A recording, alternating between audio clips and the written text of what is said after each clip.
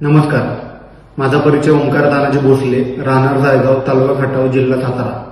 20 मार्च 2026 रोजी सातारा जिल्हा परिषद अध्यक्षपदासाठीची निवडणूक झाली. त्यामध्ये राष्ट्रवादीमधून सौ मनीषा योगेश पडतरे यांनी अध्यक्षपदासाठी उमेदवारी अर्ज भरलेला आणि त्यात त्यांचा दारुण पराभव झाला.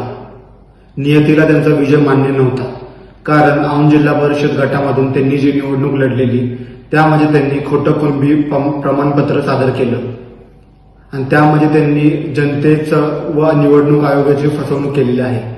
आणि या संदर्भामध्ये मी कास्ट व्हॅलिडिटी ऑफिसमध्ये त्यांच्या विरुद्ध तक्रार केलेली आहे आणि यापुढे जे कोणतेही कागदपत्र किंवा पाठपुरावा करावा लागेल तो मी करणार आहे. आणि यामध्ये त्यांनी खोटं ॲफिडेव्हिट देखील सादर केलेलं आहे, ज्यामध्ये त्यांना कमीत कमी 2 वर्षाची सजा भोगावी लागणार आहे.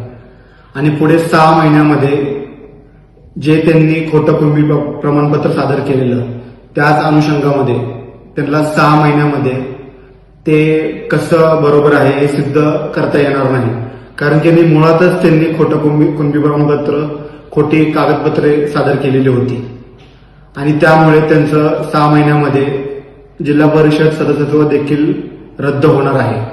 धन्यवाद.